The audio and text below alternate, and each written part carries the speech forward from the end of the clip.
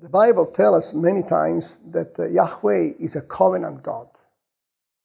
With mankind, He is a covenant God since the real beginning. He appeared to Abraham until Moses. He kept the covenant with the people. Yahweh revealed His name to Abraham. We look in Genesis chapter 15, verse 7. He revealed His name to Moses. In Exodus chapter 3, verse 13 to 15.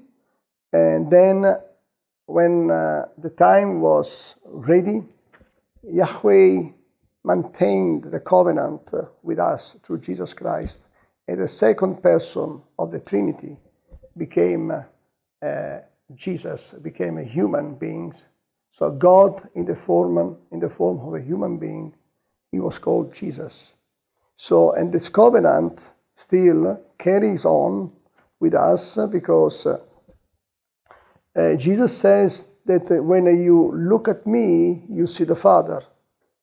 And then also Jesus was, the mission of Jesus was to reconcile man with God the Father because our relationship was, broken.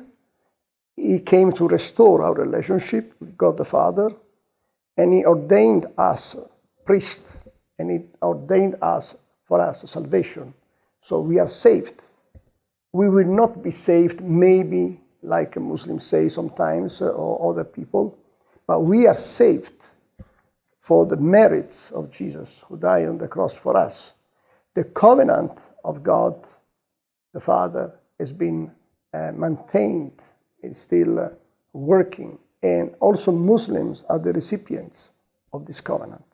Allah, on the other side, is not a covenant God, because the Quran speaks very clearly that Allah can lead astray who He wants.